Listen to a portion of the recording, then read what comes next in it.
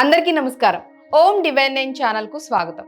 మన పురాణాల్లో మనం చెప్పుకున్న ఇతిహాసాల్లో ఎప్పుడు కూడా అప్సరసలని వింటూనే ఉండుంటాం. అసలు ఈ అప్సరసలు ఎవరు? వాళ్ళ పేర్లేంటో మీకు తెలుసా? వారి గురించి ఇప్పుడు నేను వివరంగా చెప్పబోతున్నాను.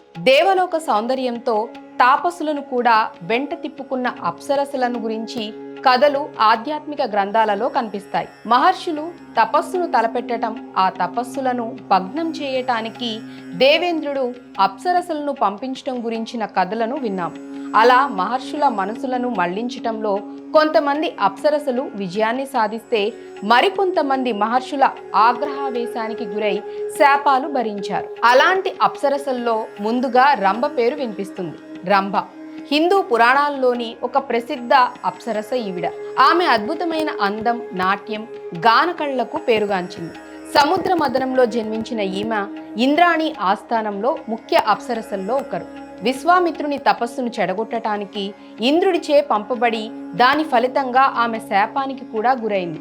రావణుడిచే అపహరించబడి కుబేరుని కుమారుడు నలకుబేరుడితో వివాహమైన తర్వాత రావణుడు ఆమెను తన కోసం కోరుకోవడం వంటి కథలు కూడా ఉన్నాయి. పురాణాలలో ఆమెను అందం, ఆకర్షణ మరియు లౌకిక కోరికలకు ప్రతీకగా భావిస్తారు. ఆమెను పూజించటం వల్ల సౌందర్యం, యవ్వనం లభిస్తాయని నమ్ముతారు. ఆమెను తరచుగా ఊర్వశి, మేనకలతో కలిపి ప్రస్తావిస్తూ ఉంటారు. ఊర్వశి ఆమె ఇంద్రుని సభలో నృత్యకారిణి మరియు పురూరవసు రాజుతో ఆమె ప్రేమ కథ ప్రసిద్ధి చెందింది. ఆమె విశ్వామిత్ర మహర్షి తపస్సు భంగం చేయబోయినప్పుడు ఆయన తొడల నుండి పుట్టిందని, ఆమె మానవరాజు పురూరవునితో ప్రేమలో పడి అతని భార్య అయింది. ఇది హిందూ మతంలో ప్రసిద్ధి చెందిన విషాద ప్రేమ కథల్లో ఒకటి. మహాభారతంలో అర్జునుడు ఆమెను ప్రేమించలేనని, ఆమెను తల్లిగా భావిస్తున్నానని చెప్పటంతో ఊర్వశి అతనికి శాపం పెట్టిందని ఒక కథ కూడా ఉంది. వేదాలు, రామాయణం, మహాభారతం పురాణాల్లో ఆమె ప్రస్తావన ఉంది. ఆమెను అత్యంత అందమైన అప్సరసగా, నృత్యకారిణిగా వర్ణించారు. ఇక ఆ తర్వాత మేనక. దేవతల సభలో ఒక అప్సరస. దేవతల రాజు ఇంద్రుని సేవకురాలు. విశ్వామిత్రుడి తీవ్రమైన తపస్సును అడ్డుకోవటానికి ఇంద్రుడు మేనకను పంపాడు.